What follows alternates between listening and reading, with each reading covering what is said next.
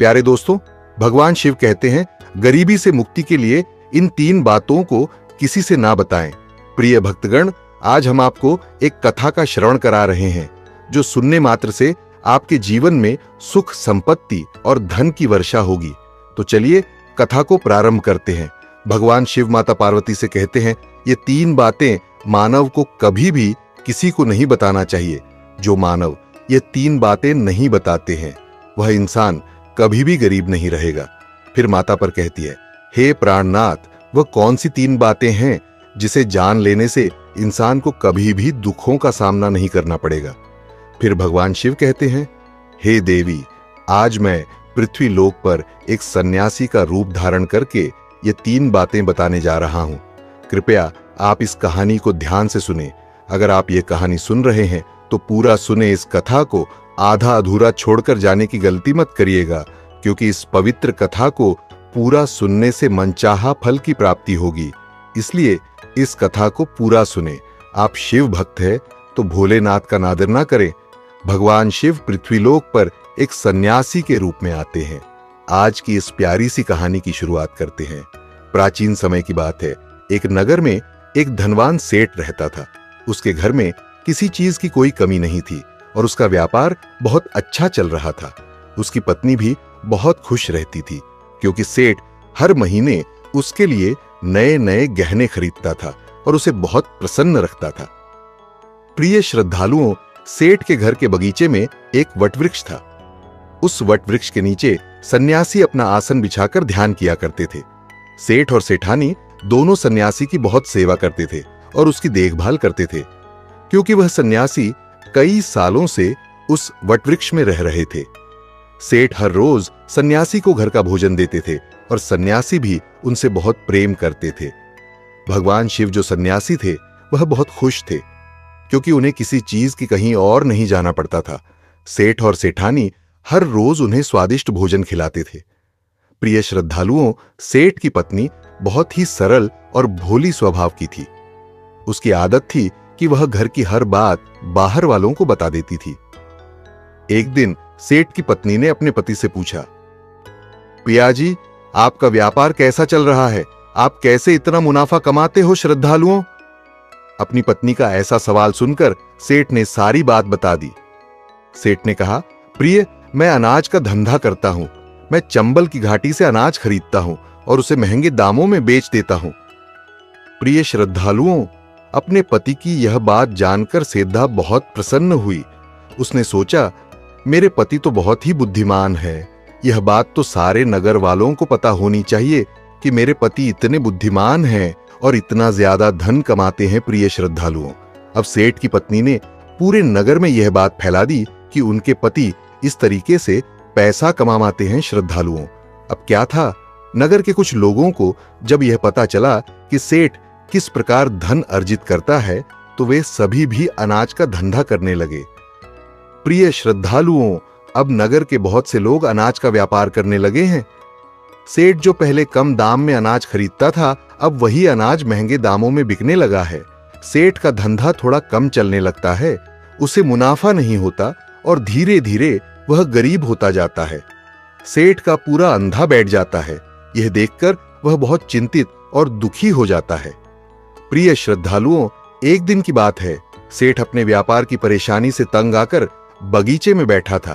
तभी भगवान शिव जो सन्यासी थे वह वहां आते हैं और कहते हैं, सेठ जी, क्या बात है? आज आप कुछ परेशान लग रहे हैं। तब सेठ बताता है, हे संत महात्मा, मेरा व्यापार बहुत मंदा चल रहा है। मुनाफा बहुत कम हो गया है। नगर के बहुत से लोगों ने अनाज का धंधा शुरू कर दिया है, जिससे मेरा धंधा बैठता जा रहा है। भगवान शिव जो सन्यासी थे सेठ की बातें सुनकर कहते हैं, सेठ जी, क्या आपने किसी को बताया था कि आप किस प्रकार अपना धन अर्जित करते हैं, किस प्रकार आप अपनी जीविका चलाते हैं? तब सेठ कहता है, हाँ संत महात्मा, मैंने अपनी पत्नी को सारी बात बताई थी। वह मुझसे पूछ रही थी कि आप इतना धन कैसे कमाते हैं। तब मैंने उसे बताया था कि मैं अनाज का व्यापार करके धन अर्जित करता हूं। प्रिय श्रद्धालुओं, अब सन्यासी को सारी बात समझ में आ जाती है। सन्यासी कहते हैं, सेठ जी, आपने बहुत बड़ी गलती कर दी है। आपको सेधा जी से यह बातें नहीं करनी चाहिए थी। आज मैं आपको एक कहानी सुनाता हूं और इस कहानी के माध्यम से बताऊंगा कि चाहे कितने भी करीबी इंसान हो, ये 3 बातें कभी किसी को नहीं बतानी चाहिए। इससे गरीबी आपके आसपास भी नहीं भटकेगी। प्रिय श्रद्धालुओं, अब सन्यासी जो भगवान शिव थे वह अपनी कहानी प्रारंभ करते हैं। सन्यासी कहते हैं, सेठ जी, एक समय की बात है, एक नगर में एक गरीब आदमी रहता था। वह इतना गरीब था कि अपने परिवार के लिए ठीक से भोजन भी नहीं जुटा पाता था। फिर सन्यासी कहते हैं, सेठ जी, गरीबी मनुष्य के लिए एक अपमानकारी दुख था। बिना धन के गृहस्थी और घर चलाना बहुत मुश्किल था। फिर सन्यासी कहते हैं, सेठ जी, वह गरीब आदमी जैसे तैसे अपने घर वालों का पेट पाल रहा था। कभी उनको भोजन मिल जाता था तो कभी भूखे पेट ही सोना पड़ता था। एक दिन उस गरीब आदमी की पत्नी ने कहा, हमारे पास तो धन ही नहीं है।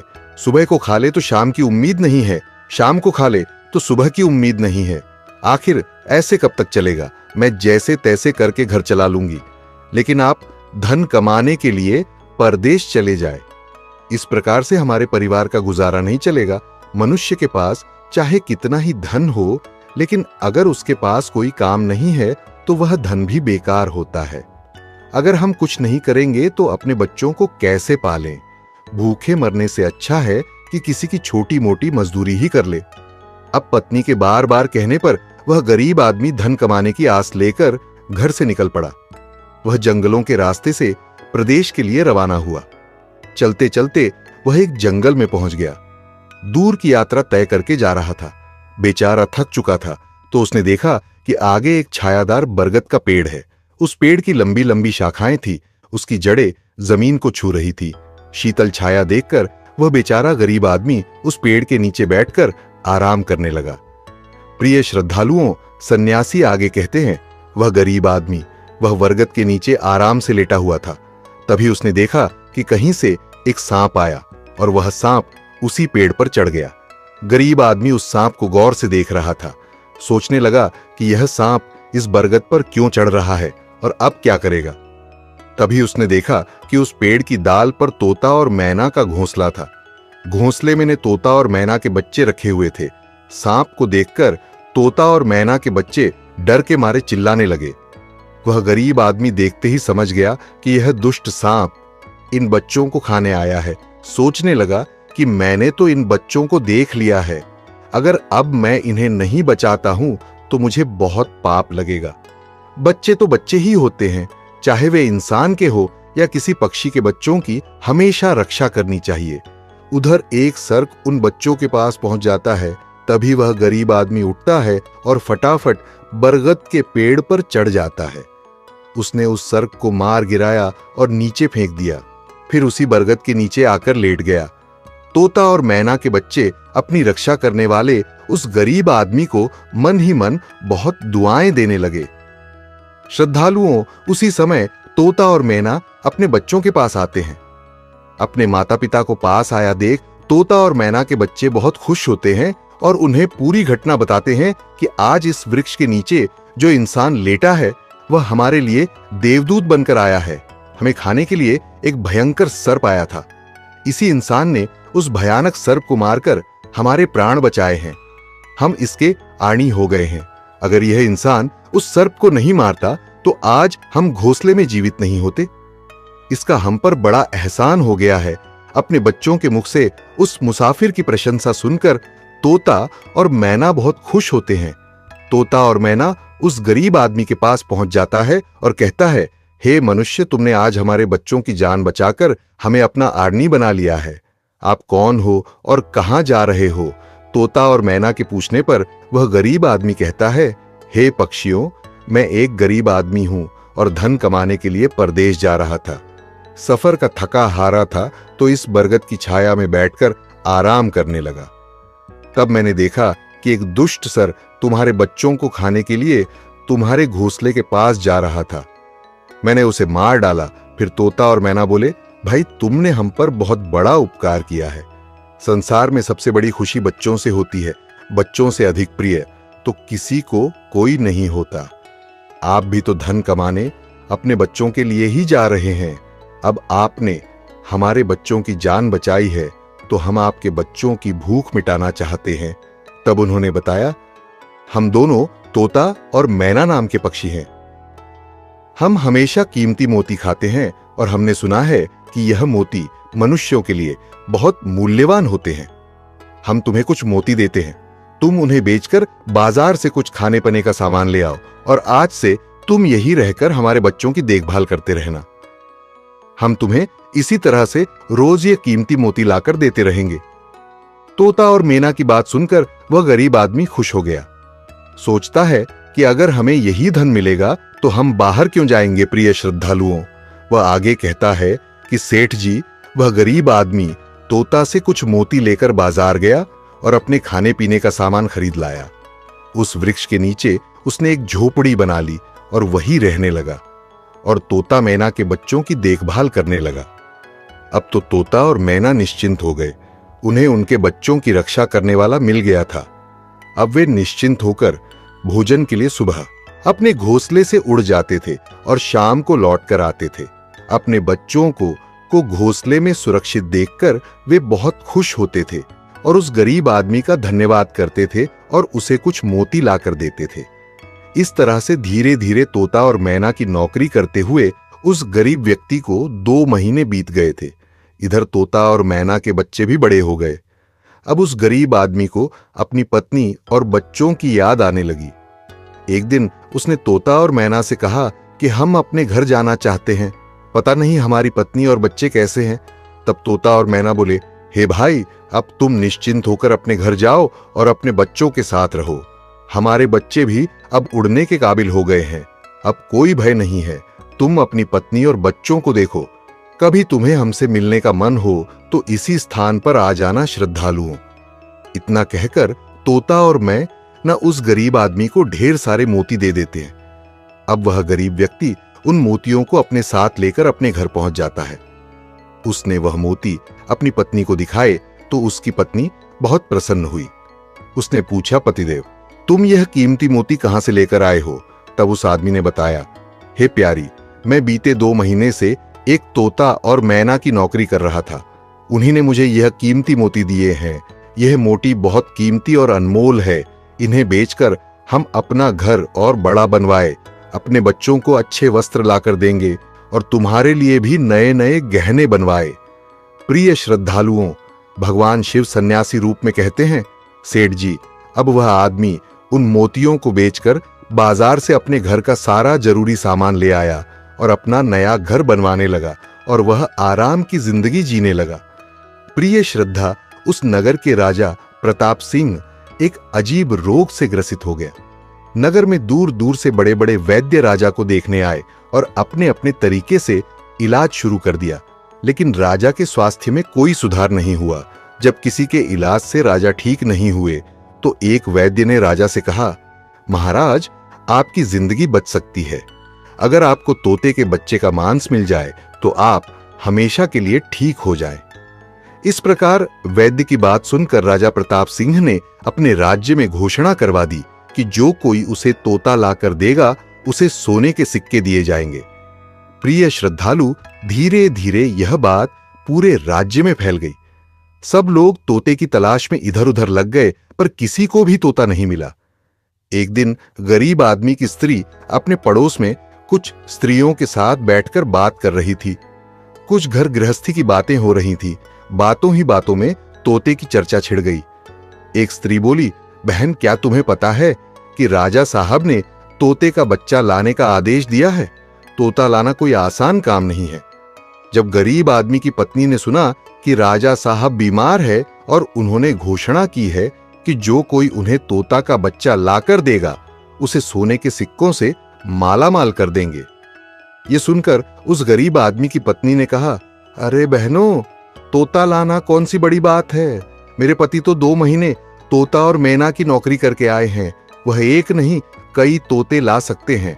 इतना कहने के बाद वह अपने घर चली गई। नगर की स्त्रियों ने उसकी बात सुनी और अपने पतियों से बताए। धीरे धीरे यह बात पूरे नगर में फैल गई। राजा ने भी सुना कि उनके राज्य में एक व्यक्ति है जो तोता और मैना के पास नौकरी करके आया है। राजा ने अपने सैनिकों को आदेश दिया कि उस आदमी को पकड़ कर लाएं और उससे कहे कि वह एक तोता का बच्चा लाकर दे। राजा ने कहा, इसके बदले हम तुम्हें मुंहमान इनाम देंगे। यह सुनकर वह आदमी घबरा गया और बोला, महाराज, आप मेरे प्राण ले लो, पर मैं आपको तोता का बच्चा लाकर नहीं दे सकता। मैंने तो उनकी जान बचाई थी, एक रक्षक भक्षक कैसे बन सकता। उसके इनकार करने पर राजा प्रताप सिंह बहुत नाराज हुए और बोले, अगर तुमने हमारी बात नहीं मानी और तोता का बच्चा लाकर नहीं दिया तो हम तुम्हारी पत्नी और बच्चों को मरवा देंगे प्रिय श्रद्धालुओं। फिर भगवान शिव रूपी सन्यासी कहते हैं कि मनुष्य सबसे ज्यादा कमजोर तक पड़ता है जब उसके बच्चों की सुरक्षा की बात आती है। ऐसे में वह कुछ भी करने को मजबूर हो जाता है। राजा की बात सुनकर वह गरीब आदमी बहुत घबरा गया। उसने सोचा कि अब मुझे किसी भी तरह तोते का बच्चा लाकर राजा को देना ही होगा। वह घर आया और अपनी पत्नी को डांटने लगा, तुमने यह क्या कर दिया? तुम्हें बिल्कुल भी समझ नहीं है हम क्या करते हैं और कहां जाते हैं। तुमने यह बातें नगर की स्त्रियों से क्यों कहीं? धीरे धीरे यह बात राजा प्रताप सिंह तक पहुंच गई। अब बताओ मैं क्या करूं? जिन तोता और मैना ने हमें खाने को भोजन, रहने को नया घर और पहनने को अच्छे वस्त्र दिए, मैं उनके साथ गद्दारी कैसे कर सकता हूं? तुमने यह बात उन महिलाओं को बताकर बहुत बड़ी भूल की है। वह व्यक्ति कहता है कि प्रिय, अपने घर की कुछ बातें दूसरों से कभी नहीं कहनी चाहिए। पहली बातें, आपके घर में कितना धन है और आपकी कमाई का स्रोत क्या है, यह बातें दूसरों से कभी नहीं बतानी चाहिए। दूसरी बातें, घर में आपसी प्रेम की बातें, पति पत्नी के प्रेम की बातें बाहर वालों के सामने नहीं करनी चाहिए। तीसरी बातें, आपसी लड़ाई झगड़े मतभेद मान अपमान की बातें कभी दूसरों के सामने नहीं करनी चाहिए, वरना लोग हमारी गुप्त बातें जानकर, हमारी कमजोरी को समझकर हमारा फायदा उठाते हैं। चौथी बातें, अपनी कमजोरी दूसरों के सामने ना बताएं और अपनी उन्नति का राज किसी को ना बताएं। जिन बातों को कहने से आपके परिवार पर दुख आ सकता है, वे बातें कभी बाहर नहीं करनी चाहिए। खासकर उन बातों को अपनी स्त्री से ना कहे जिन बातों से घर की मान प्रतिष्ठा नष्ट होती हो, परिवार पर संकट आता हो, किसी की जान जाते हो, परिवार में फूट पड़ती हो या आपके रिश्ते खराब होते हो, क्योंकि कहते हैं कि स्त्रियों के पेट में इस तरह की बातें नहीं है। अब वह गरीब आदमी बोला, प्रिय, तुम्हारी यह गलती आज हमारे परिवार को मौत के मुंह में डाल रही है। यदि तुमने इस बात को छुपा लिया होता तो आज हम निर्भय होकर अपने घर में आनंद की जिंदगी जी रहे होते। अब राजा की आज्ञा है तो तोता का बच्चा लाकर राजा को देना ही पड़ेगा, लेकिन ऐसा करने से मैं पापी कहलाऊंगा। जिन बच्चों की मैंने इतने दिन देखभाल करी, जिन्हें मैंने मरने से बचाया, अब मैं उन्हें किस प्रकार मौत के मुंह में डाल सकता हूं? पत्नी कहने लगी, पतिदेव, अब जो भी हो, लेकिन हमें अपनी और बच्चों की जिंदगी बचानी है तो आपको यह पाप करना ही पड़ेगा। प्रिय श्रद्धालुओं, अब तो बड़ा लाचार होता हुआ वह गरीब आदमी जंगल की ओर चल पड़ा था, जहां वह तोता के बच्चों की देखभाल करता था। उधर जब तोता और मैना और उनके बच्चों ने उस गरीब आदमी को अपने पास आता हुआ देखा तो वे बड़े खुश होने लगे। अपने बच्चों को अत्यंत खुश देखकर तोता और मैना कहने लगे, अरे बच्चों, तुम इतने खुश क्यों हो रहे हो? वह तो तुम में से किसी एक को लेने आ रहा है। तुम में से कौन है जो आज उसके साथ जाकर उसकी और उसके बच्चों की जान बचाएगा? फिर तोता कहता है कि बच्चों, लेकिन एक बात याद रखना, तुम में से जो भी उसके साथ जाएगा वह कभी लौट कर नहीं आएगा, वह नगर के राजा का भोजन बन जाएगा। प्रिय श्रद्धालु, तब तोता के बच्चों ने पूछा कि आप ऐसा क्यों कह रहे हैं? तोता बताता है कि बच्चों, यहाँ का राजा बीमार पड़ गया है और वैद्य ने उसे तोता के बच्चे का मांस खाने को कहा है, इसलिए तुम में से किसी एक को वह लेने के लिए आया है। यदि तुम में से कोई उसके साथ जाने को तैयार है तो वह जा सकता है। तभी उनमें से एक बच्चा कहने लगा, हे माता पिता, उस आदमी ने ही हम सबकी जिंदगी बचाई है और आज वह आदमी बहुत बड़ी मुसीबत में है। ऐसे में हमें भी उसकी मदद करनी चाहिए, चाहे हमारी जान ही क्यों ना चली जाए, लेकिन हम उसके साथ जरूर जाएंगे। उधर वह आदमी उस बरगद के वृक्ष के नीचे आता है और तोता मैना से अपना दुख बताता है। तब तोता मैना कहते हैं, हे भाई, तुम चिंता ना करो, हमारे बच्चे तुम्हारे साथ जाने के लिए तैयार हैं। तुम इनमें से किसी एक को ले जाओ। श्रद्धालुओं, अब वह गरीब आदमी उनमें से एक तोता के बच्चे को लेकर लौट जाता है और राजा को ले जाकर दे देता है। राजा उस तोते के बच्चे को एक पिंजरे में बंद करता है और अपने नौकर को रखने के लिए कहता है। राजा कहता है कि हम इसे सुबह निकालेंगे और फिर इसके मांस को खा जाएंगे। प्रिय श्रद्धालुओं, अब क्या होता है कि राजा प्रताप सिंह का एक बेटा था जो पशु पक्षियों से बहुत प्रेम करता था। उसे यह नहीं पता था कि यह तोता उसके पिता के खाने के लिए लाया गया है। वह अपने मित्रों के साथ उसी जगह पर खेल रहा था जहां तोते का बच्चा पिंजरे में कैद था। राजकुमार ने जब एक सुंदर तोते को पिंजरे में बंद देखा तो वह उसके साथ खेलने लगा। तभी राजकुमार का एक मित्र कहता है, मित्र, तुम इस पक्षी को बाहर निकालो। यह कि कितना सुंदर तोता है, पिंजरे में इसका रहना बिल्कुल सही नहीं है। हम इसे आजाद कर देते हैं। अपने मित्र की बातें सुनने के बाद राजकुमार ने उस तोते के बच्चे को पिंजरे से बाहर निकाल देता है। जैसे ही वह पिंजरा खोलता है, तोता का बच्चा आकाश में उड़ जाता है। धीरे धीरे यह बात राजा तक पहुंची कि आपके राजकुमार ने उस तोते को छोड़ दिया है। अब आपके प्राण बचाना बड़ा ही मुश्किल है। ये सुनकर राजा को बहुत गुस्सा आया। उन्होंने तुरंत राजकुमार को बुलाया और गुस्से में कहा, अरे नादन पुत्र, तूने उस तोते के बच्चे को क्यों छोड़ दिया? राजकुमार बहुत घबरा गया और बोला, पिताजी, मुझे क्या पता था कि वह उड़ जाएगा। मैं तो उसके साथ खेलना चाहता था। अपने पुत्र की बात सुनकर राजा को और भी गुस्सा आया। उन्होंने उसे नगर से निकालने का आदेश दे दिया। प्रिय ढालू, अब राजा के सैनिक राजकुमार को नगर की सीमा से बाहर छोड़ देते हैं। उधर वह तोते का बच्चा उड़कर अपने माता पिता के पास पहुंचता है और उन्हें सारी बात बताता है कि राजा के बेटे ने उसे आजाद कर दिया है। तोता और मैना ने जब अपने बच्चे को देखा तो कहा, पुत्र, राजा के बेटे ने तुम्हें तो आजाद कर दिया, लेकिन वह खुद संकट में फंस गया है। उसके दुष्ट पिता ने उसे नगर से बाहर निकाल दिया है। अब उसकी जिंदगी की जिम्मेदारी तुम्हारे ऊपर है। तुम जाओ और उसकी मदद करो। प्रिय श्रद्धालुओं, तोता राजकुमार की मदद करने के लिए उसके पास पहुंच जाता है। राजकुमार उसे देखते ही पहचान लेता है।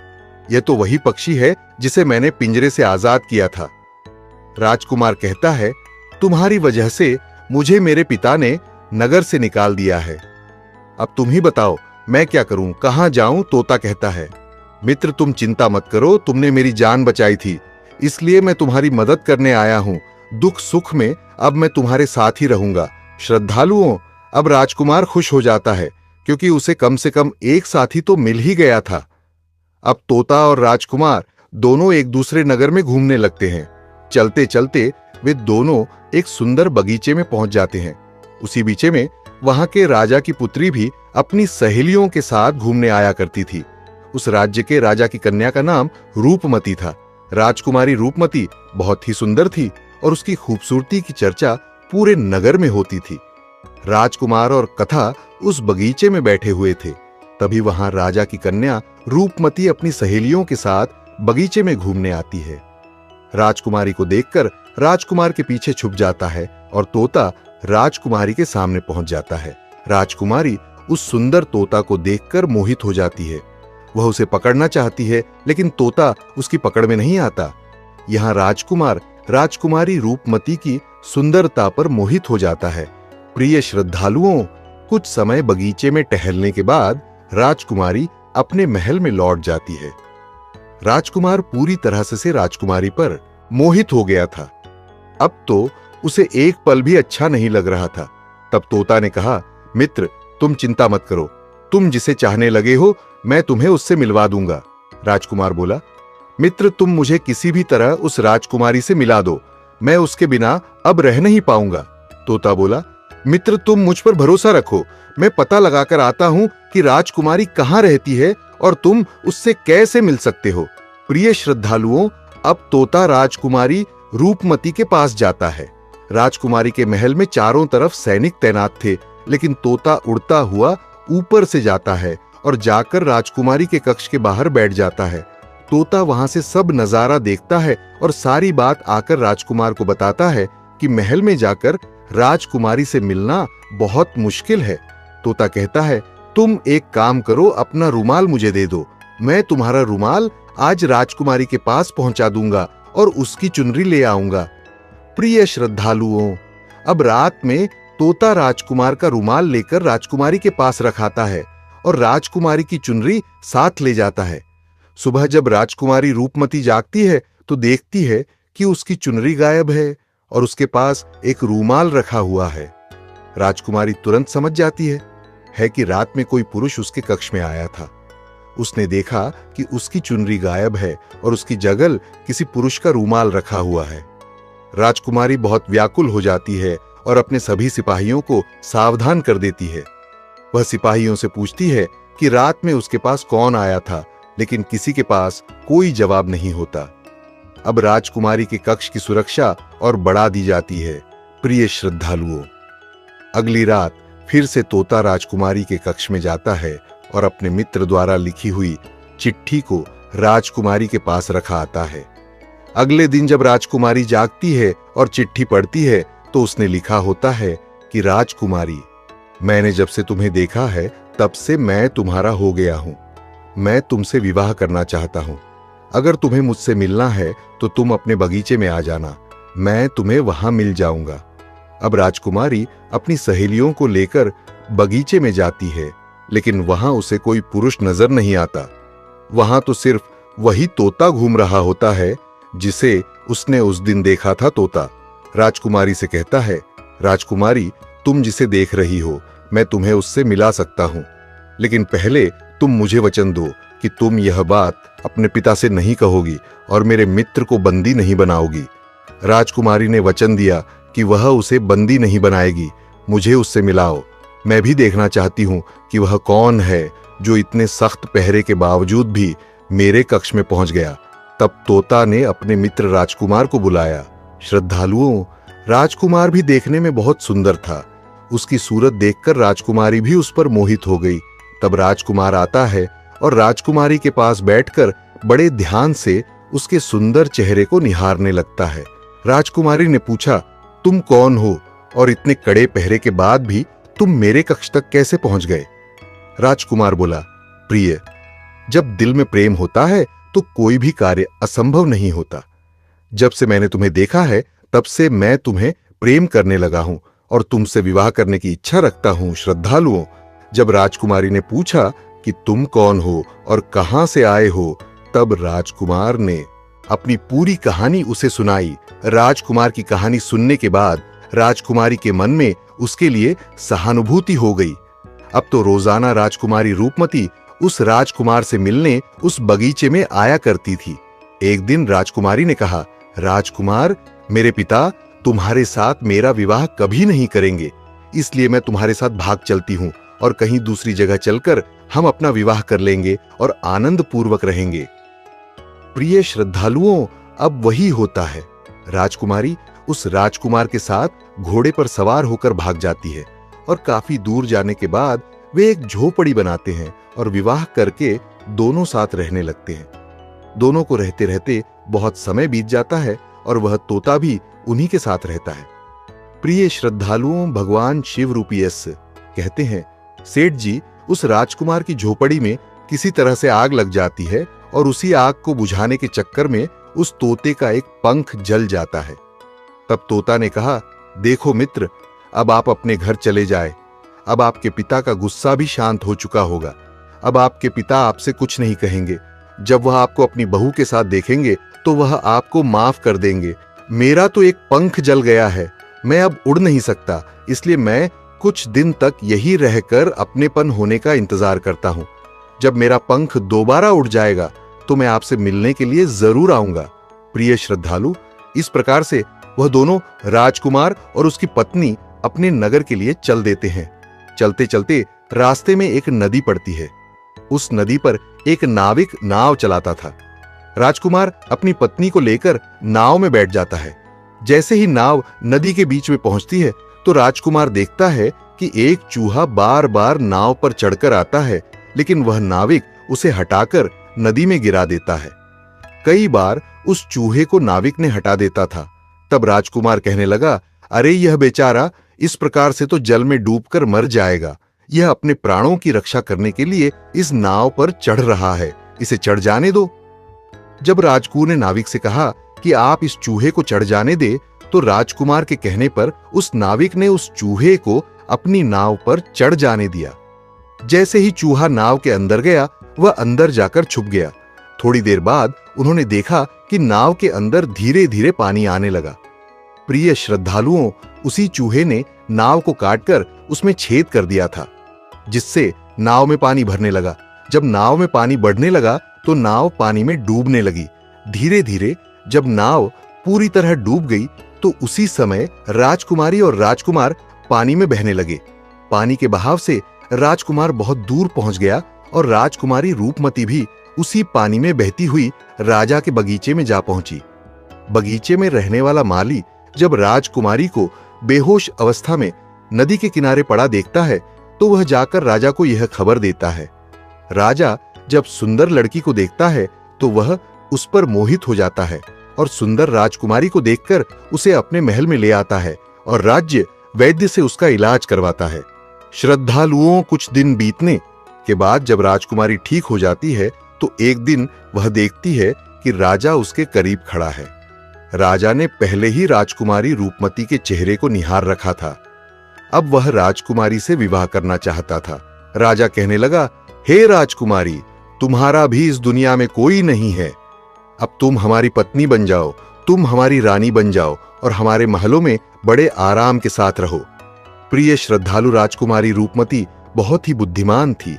उसने अपने मन में विचार किया कि यदि वह इस समय राजा को विवाह करने से मना करती है तो राजा उसके साथ जबरदस्ती करेगा। इसलिए उसने राजा से कुछ दिनों के लिए समय मांग लिया। रूपमती बोली, राजा साहब, थोड़े दिन ठहर जाओ, उसके बाद मैं तुमसे विवाह कर लूंगी। अब राजकुमारी उसी राजा के महल में रहने लगी और गरीब असहाय लोगों को भोजन करवाने लगी।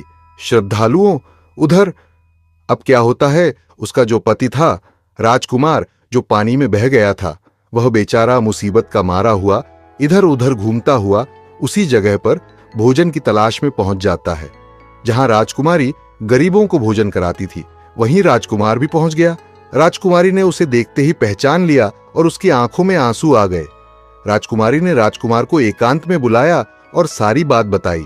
उसने कहा, हे स्वामी, आप यहां आराम से रहिए और इसी राजा की नौकरी कीजिए। जब हमें मौका मिलेगा तब हम यहां से भाग चले कि श्रद्धालुओं।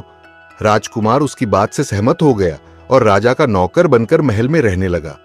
वह राजकुमारी रूपमती की सहायता करने लगा और गरीबों को भोजन परोसने लगा। लेकिन राजा को यह नहीं पता था कि राजकुमार उसका पति है। राजा तो उसे अपना नौकर समझता था। प्रिय श्रद्धालु, इस प्रकार राजकुमारी रूपमती राजकुमार के साथ पक्षियों को दाना जगाती थी। एक दिन वही तोता राजकुमारी के यहां दाना चुगने आया। अब उसके नए पंख निकल आए थे।